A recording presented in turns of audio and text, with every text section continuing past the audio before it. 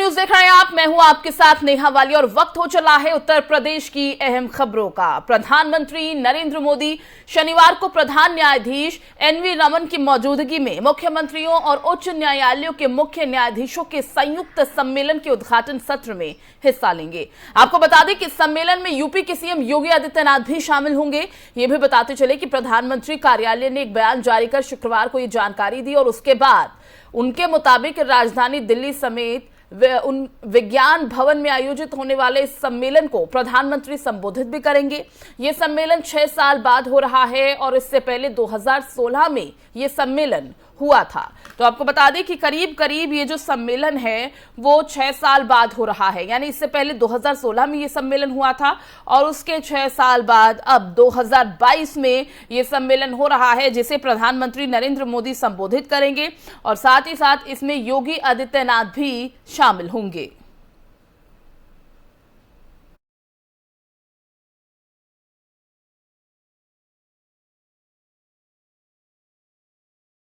बता दें कि इस सम्मेलन में सीएम योगी आदित्यनाथ भी शामिल होंगे और ये सम्मेलन अब 6 साल बाद होने जा रहा है। इससे पहले 2016 में ये सम्मेलन हुआ था। तो मुख्य न्यायाधीशों को आज प्रधानमंत्री नरेंद्र मोदी संबोधित करने वाले हैं।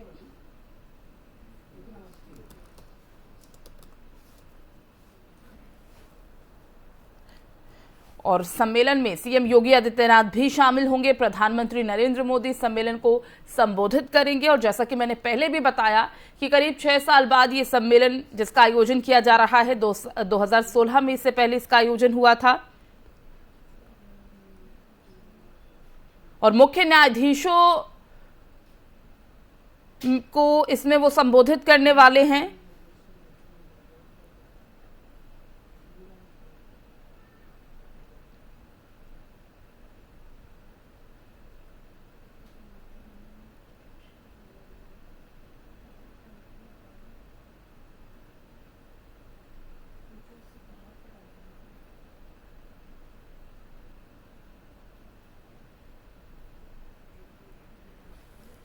तो जानकारी के लिए आपको बता दें कि अदालतों में बुनियादी सुविधाओं के विकास के लिए जस्टिस रमन के प्रस्ताव को सम्मेलन के एजेंडे का हिस्सा बनाया गया है।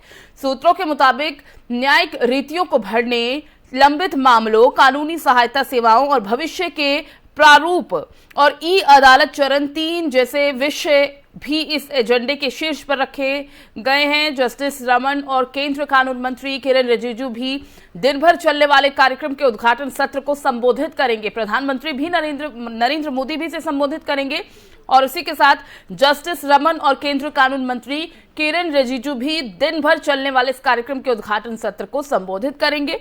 सम्मेलन के बाद विभिन्न कार्य सत्र आयोजित किए जाएंगे, जिनमें मुख्यमंत्री और मुख्य न्यायाधीश एजेंडे में शामिल विषयों पर चर्चा करेंगे और आम सहमति तक पहुंचने का प्रयास इसमें किया जाएगा। तो इसी खबर पर ज्यादा जानकारी के साथ हमारे संवाददाता नितिन का रुख कर लेते हैं। नितिन, पूरा कार्यक्रम है क्या और कब प्रधानमंत्री नरेंद्र मोदी से संबोधित करेंगे और करीब 6 साल बाद ये कार्यक्रम, ये सम्मेलन हो रहा है? बिल्कुल नेहा जी, आपको बताना चाहूंगा कि 6 साल बाद एक बार फिर दिल्ली में ये कार्यक्रम हो रहा है, जिसमें सीएम योगी के अलावा जेपी नड्डा और अमित शाह के अलावा गृह मंत्री अमित शाह के अलावा रक्षा मंत्री राजनाथ सिंह भी मौजूद होंगे। और इस पूरे कार्यक्रम के लिए सीएम योगी आदित्यनाथ यहाँ से निकल चुके हैं और वह कुछ ही देर में दिल्ली पहुंचेंगे और इस कार्यक्रम में शामिल होंगे। लेकिन सबसे महत्वपूर्ण बात आपको बताना चाहूंगा कि जिस तरह का ये कार्यक्रम है उसमें कई चीजें सामने निकल के आएंगी, क्योंकि सुबह 10 बजे विज्ञान भवन नई दिल्ली में राज्यों के मुख्यमंत्री और जितने भी राज्यों के मुख्यमंत्री वो आएंगे और उच्च न्यायालयों के मुख्य न्यायाधीशों के साथ यह संयुक्त सम्मेलन होगा। प्रधानमंत्री खुद गणमान्यों को करेंगे संबोधित और यूपी के सीएम भी इस पूरे कार्यक्रम में शामिल होंगे और साथ ही साथ जिस तरह से वह संवाद करेंगे वह कहीं ना कहीं सभी राज्यों से जो आए हुए मुख्यमंत्री होंगे उनके लिए होगी और सम्मेलन से रिलेटेड होगा। लेकिन सबसे महत्वपूर्ण बताना चाहूंगा कि लगातार प्रधानमंत्री जो काम कर रहे हैं उनको कहीं ना कहीं वो रखेंगे सामने और जिस तरह से जो कोविड को लेकर भी बताया जा रहा था कि उस पर चर्चा की जा सकती है, क्योंकि सभी राज्यों के मुख्यमंत्री आएंगे, क्योंकि कोविड की चौथी लहर बहुत खतरनाक बताई जा रही है, उस पर किस तरह से काबू बनाया जाए। क्योंकि इससे पहले भी उन्होंने मन की बात में ये बात कही नहीं थी कि जिस तरह से कोविड अपने पैर पसार रहा, तो उसको देखते हुए ये चर्चा करेंगे। लेकिन जिस तरह से सभी राज्यों के मुख्यमंत्री आएंगे वो अपने कार्य का ब्यौरा भी देंगे वहां पे, तो कहीं ना कहीं ये कहा जा सकता है कि जितने भी राज्यों के मुख्यमंत्री आएंगे वह दिल्ली में आज अपने कामों को गिनाएंगे। और तो यानी मुख्य तौर पर इस सम्मेलन का एजेंडा नितिन यही है, यही होने वाला है। बिल्कुल आपको बताना चाहूंगा नेहा जी, जिस तरह से जो कार्य प्रणाली है उसको देखते हुए ही आज संबोधन में कहीं ना कहीं सभी लोग अपनी अपनी बातें रखेंगे। और जो सम्मेलन होने वाला है सबसे महत्वपूर्ण, ये 6 साल बाद होने वाला है, तो इसमें शिरकत करने के लिए इसीलिए सभी राज्यों से मुख्यमंत्री को बुलाया गया। लेकिन प्रधानमंत्री ने ये पहले से ही सारी प्रक्रिया बना ली है और वहां पर जो भी कार्यक्रम में लोग शामिल होंगे उनकी सुरक्षा को लेकर सारे इंतजाम किए गए। और हर तरफ जिस तरह से जो माहौल सामने आ रहे हैं उनको देखा जा रहा है कि क्या चीजें निकल के आ रही हैं, क्योंकि विपक्ष भी कहीं ना कहीं चूक नहीं रहा है सत्ता दल को आड़े हाथों लेते हुए, तो उनको भी देखते हुए कहीं ना कहीं कोई बातें हो सकती हैं। जी चलिए नितिन, आप बने रहिए, मैं आपसे और भी जानकारी लूंगी। तो आपको बता दें कि 6 साल बाद ये सम्मेलन हो रहा है। जैसा कि हमारे संवाददाता ने बताया कि तमाम जो मुख्यमंत्री यहां पर पहुंच के अपने कामों का ब्यौरा देंगे। मुख्यमंत्री योगी आदित्यनाथ रवाना हो चुके हैं दिल्ली के लिए और कुछ ही देर में यहां पर पहुंचेंगे। और इसी के साथ जस्टिस रमन और केंद्रीय कानून मंत्री किरेन रिजिजू भी इस कार्यक्रम के उद्घाटन सत्र को संबोधित करेंगे।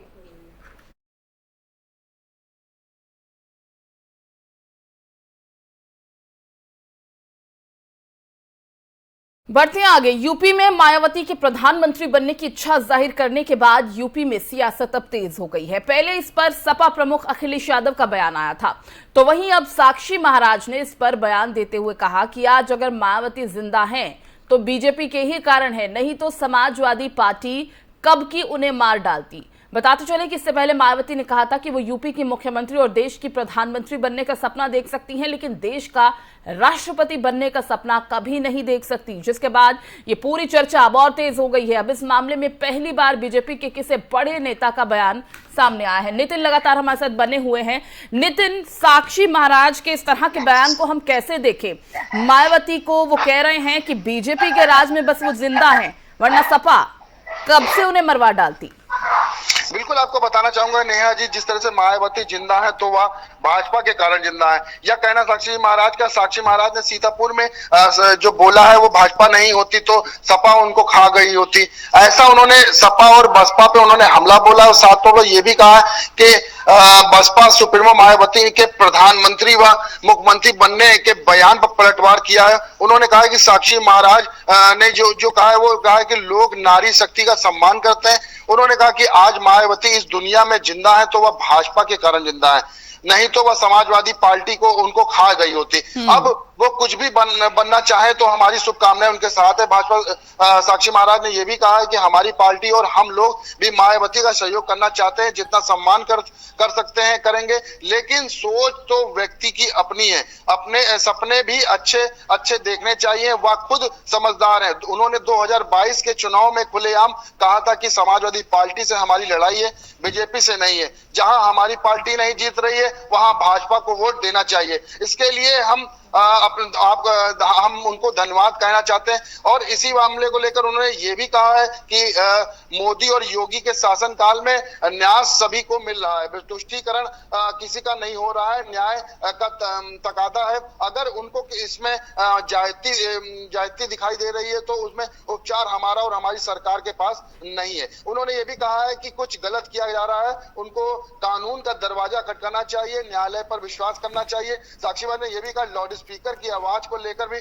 जो निर्णय सीएम योगी आदित्यनाथ ने लिए वह अन्य प्रदेशों में अनुसरण करना चाहिए। उन्होंने कहा है कि लाउड स्पीकर की आवाज को लेकर निर्णय सीएम जो ले लिए उसमें अमल करना चाहिए। और शोर शराबे के से छात्रों को होती है परेशानी, मंदिरों मस्जिदों को से लाउड स्पीकर की आवाज कम करने के हटा देना चाहिए। और उन्होंने ये भी कहा है कि लाउड स्पीकर हटाने का मुख्यमंत्री के कोई भी निर्देश नहीं दिया है। और लाउड स्पीकर के शोर शराबे से एक तो छात्रों को परेशानी होती है, बिल्कुल करने वाले, साधना करने वाले परेशानी होती है। दूसरा ध्वनि प्रदूषण का भी उन्होंने बताया है कि जिला प्रशासन और पुलिस को बहुत परेशानी होती है। तो उन्होंने कुल मिलाकर, वहीं मायावती ने इससे पहले जो कहा था कि मैं पीएम बनने का सपना देख सकती हूं, तो उसको देखते हुए कहीं ना कहीं इन्होंने आड़े हाथों लिया है, क्योंकि गुरुवार को प्रेस कॉन्फ्रेंस के दौरान मायावती ने ये कहा था कि मैं पीएम बनने का सपना देख सकती हूं।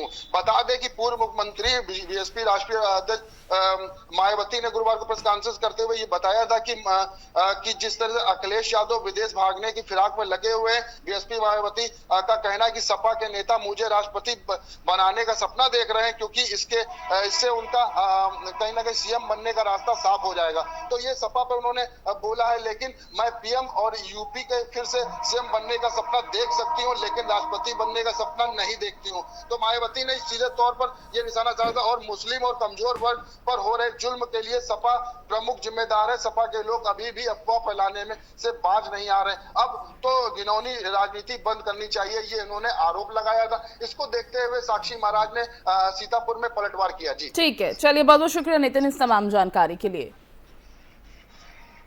तो एक तरफ मायावती की तरफ से ये बात कह दी गई है कि वो उत्तर प्रदेश के मुख्यमंत्री या फिर सीधा प्रधानमंत्री बनने का सपना देख सकती हैं, लेकिन राष्ट्रपति बनने का सपना नहीं देख सकती। और इसी बीच बीजेपी के बड़े नेता साक्षी महाराज का ये बयान सामने आया है कि अगर वो जिंदा हैं तो बीजेपी के कारण ही जिंदा हैं, वरना सपा उन्हें कब का खा जाती।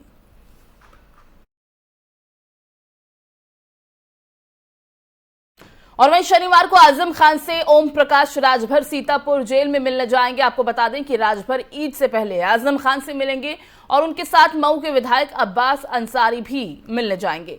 बताते चले कि वो लोग वहां पर राजभर आजम से तमाम मुद्दों पर चर्चा भी कर सकते हैं। सभी की इन पर निगाहें होंगी कि आखिर क्या बातचीत दोनों के बीच होगी, क्योंकि इससे पहले भी आजम खान से मिलने का सिलसिला लगातार बड़े चेहरों का जारी है। शिवपाल यादव उनसे वहां मिलने पहुंचे थे और उसके बाद भी अटकलें लगाई जा रही थी कई चीजों को लेकर। ऐसे में ईद से पहले अब आजम खान से मिलने ओम प्रकाश राजभर पहुंचेंगे। इस खबर पर ज्यादा जानकारी के लिए हमारे संवाददाता नीरज का रुख कर लेते हैं। नीरज, कब ओम प्रकाश राजभर पहुंचेंगे सीतापुर जेल आजम खान से मिलने, पूरी अपडेट। जी मैं हम आपको बताना चाहेंगे कि अब इस समय सभी का मोह आजम खान की तरफ रुख कर रहा है। बताते चले कि सबसे पहले शिवपाल यादव मिलने गए थे, उसके बाद आचार्य प्रमोद कृष्णन जो कांग्रेस के हैं वो मिलने गए थे, उसके बाद समाजवादी पार्टी के एक विधायक मिलने गए थे लेकिन वो नहीं मिल पाए थे। उसी क्रम में अब सुभाष सपा के राष्ट्रीय अध्यक्ष ओम प्रकाश राजभर ने ऐलान किया है कि वो आजम खान से मिलने जाएंगे, लेकिन अभी डेट उन्होंने घोषणा नहीं की है। अभी जो मुलाकात का तय तिथि होती है उसकी घोषणा नहीं की है, लेकिन उन्होंने कहा है वो मिलने जाएंगे और आजम खान की लड़ाई वो लड़ेंगे। तो कहीं ना कहीं अब आजम खान के प्रति सभी का मोह व्यक्त हो रहा है, सभी उनकी तरफ आकर्षित हो रहे हैं। कहीं ना कहीं इससे आजम खान का जो कद्दावत कद है वो निकल कर सामने आ रहा है।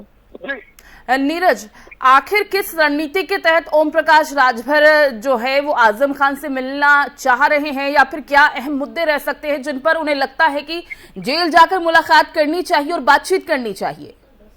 जी अभी आपको बताना चाहेंगे, जब शिवपाल यादव उनसे मिलकर निकले थे तो उन्होंने कहा था कि आजम खान के बाहर आते ही वो नए मोर्चे की घोषणा करेंगे। जी, क्योंकि ओम प्रकाश राजभर अखिलेश यादव के साथ जुड़े हुए हैं, समाजवादी पार्टी के राष्ट्रीय अध्यक्ष के साथ जुड़े हुए हैं। तो कहीं ना कहीं वो ये बताना चाह रहे हैं कि आजम खान समाजवादी पार्टी के हिस्सा थे, हैं और रहेंगे। तो शिवपाल यादव के इस बयान के बाद समाजवादी पार्टी में कहीं ना कहीं हड़कंप मच गया है कि अगर आजम खान बाहर निकल के आते हैं और नए मोर्चे की तलाश करते हैं तो इससे समाजवादी पार्टी को कहीं ना कहीं बड़ा नुकसान होगा।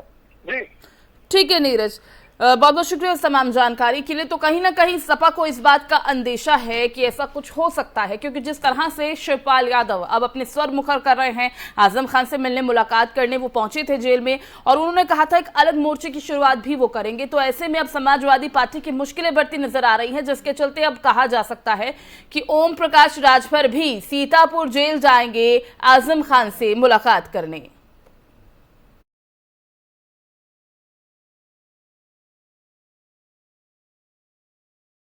और वहीं यूपी में गर्मी का प्रकोप बढ़ता ही जा रहा है। भीषण गर्मी से जनजीवन पूरी तरह प्रभावित हो रहा है। वहीं भारतीय मौसम विज्ञान विभाग यानी IMD इससे आज भी राहत मिलने की संभावना नहीं है, जैसा कि बताया गया। बताते चले कि प्रदेश के प्रयागराज और आगरा समेत कई हिस्सों में लू चलने का अनुमान है। इसके अलावा पश्चिमी यूपी के कुछ जगहों पर हल्के बादल दिखाई दे सकते हैं, तो वहीं बाकी बची हुई दूसरी जगहों पर मौसम शुष्क रहेगा और तेज धूप निकलेगी। शुक्रवार को यूपी के बांदा में अधिकतम तापमान 47.4 डिग्री सेल्सियस दर्ज किया गया। अप्रैल के महीने में इतनी गर्मी बांदा में कभी भी रिकॉर्ड नहीं की गई। साथ ही साथ ये भी आपको बता दें कि इससे पहले 29 अप्रैल 1979 को बांदा में भी अधिकतम तापमान 46.7 डिग्री दर्ज किया गया था, जो अब तक का सबसे ज्यादा तापमान था। यही नहीं, पूरे देश में अगर देखा जाए तो उसके हिसाब से भी शुक्रवार को बांदा में सबसे ज्यादा अधिकतम तापमान दर्ज हुआ है। राजधानी लखनऊ का भी यही हाल रहा, जहां 29 अप्रैल को अब तक की सबसे ज्यादा गर्मी पड़ी और अधिकतम तापमान 45.1 डिग्री सेल्सियस दर्ज किया गया।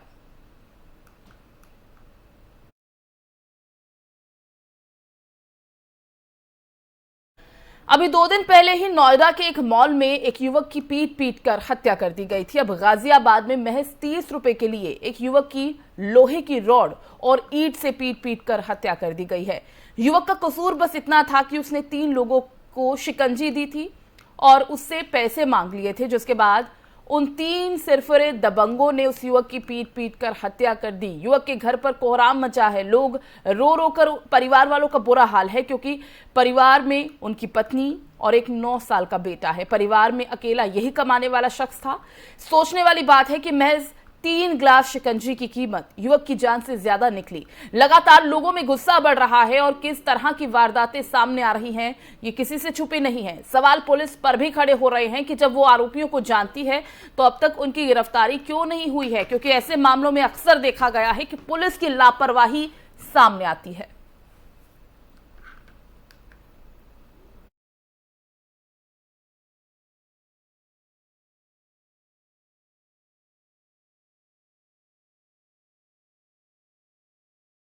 क्या नाम है आपका? ज्योति। मेरी ये बताइए, आपके पति की कैसे हत्या हुई है? बताया जा रहा है कि उनको मारपीट की गई थी। क्या है पूरा मामला? हाँ, उनको मार पिटाई बहुत ज़्यादा हुई है उनके साथ में। जो उनकी कोई सुनवाई कुछ नहीं हुई है। जो जिन्होंने मारा पीटा वो अभी चले गए, भाग गए यहाँ से। कुछ भी नहीं होगा। क्या नाम है? मेरा नाम आकाश है। आकाश, क्या हुआ था आपके भाई के साथ? बताया जा रहा है कि उनको कुछ दबंगों ने मारपीट की, उनके साथ और मौत हो गई। क्या है पूरा मामला? उनके साथ शिकंजी के पैसे मांगने के चक्कर में उन्होंने मार पिटाई करी। उसके बाद देखा जाए तो वहाँ पे उन्होंने सिर में रोड और डंडे से हाथापाई के चालू कर दी। फिर क्या हुआ? कहाँ भर्ती कराया गया उनको? वो MG अस्पताल में ले गए थे सर। अच्छा। MG अस्पताल में ले जाने के बाद उन्होंने लिख दिया तेज बहादुर को। पुलिस को तहरीर दी गई? तहरीर दी गई। पुलिस का क्या कहना है? पुलिस साहब जी, क्या नाम है आपका? ज्योति। मेरी ये बताइए, आपके पति की कैसे हत्या हुई है? बताया जा रहा है कि उनको मारपीट की गई थी। क्या है पूरा मामला? हाँ, उनको मार पिटाई बहुत ज़्यादा हुई है उनके साथ में। जो उनकी कोई सुनवाई कुछ नहीं हुई है। जो जिन्होंने मारा पीटा वो अभी चले गए, भाग गए यहाँ से। कुछ भी नहीं होगा। क्या नाम है?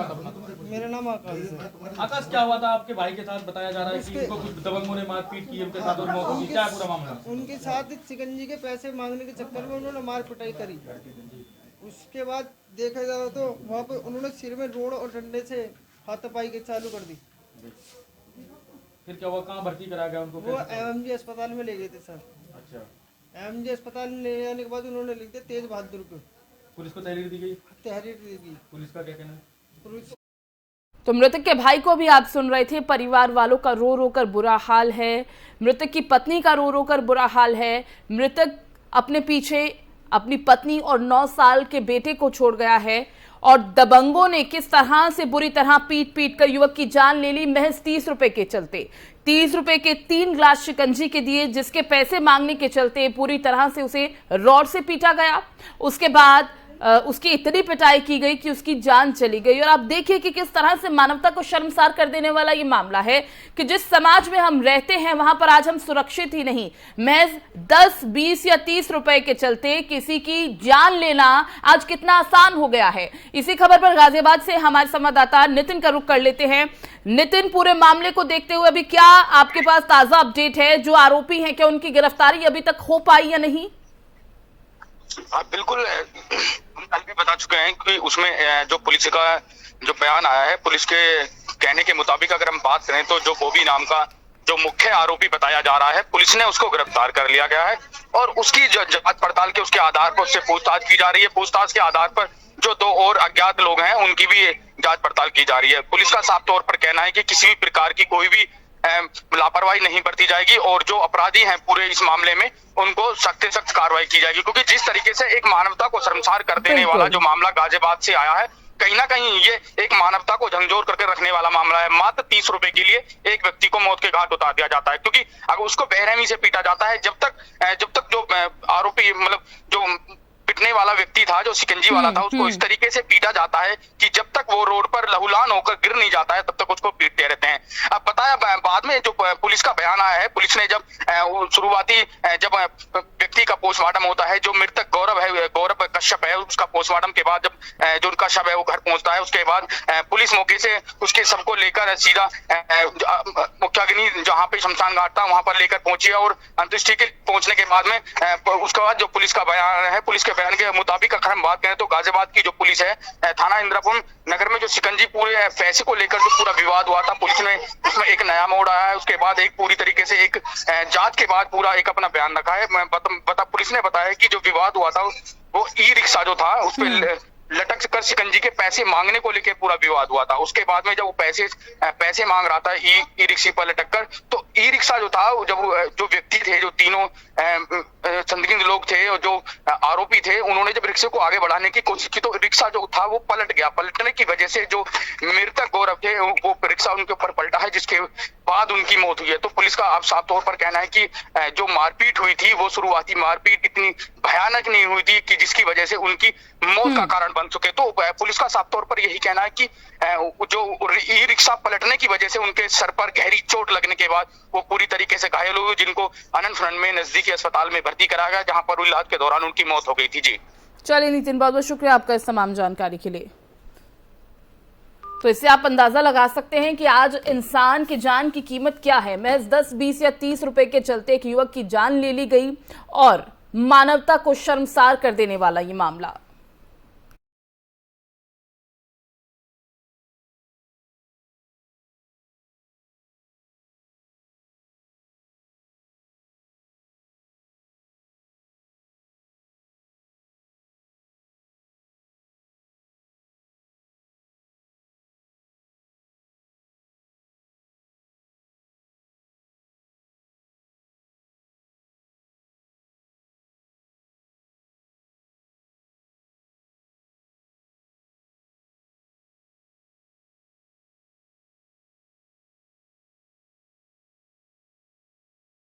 और अगली खबर सहारनपुर से है, जहां पर सहारनपुर एटीएस टीम की तरफ से देवबंद के एक छात्र को गिरफ्तार किए जाने की खबर सामने आ रही है।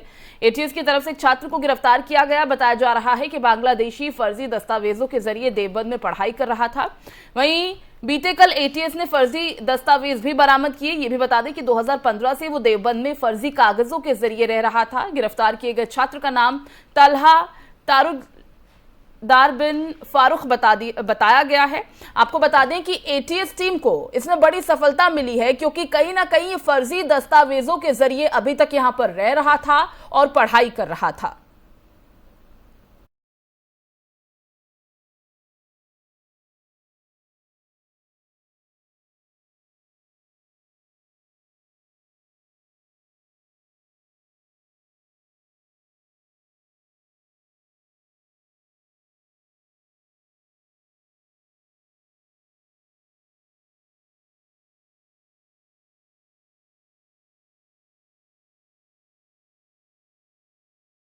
उत्तर प्रदेश की खबरों में मेरे साथ फिलहाल बस इतना ही। बाकी अपडेट्स के लिए आप बने रहिए FM न्यूज के साथ। नमस्कार।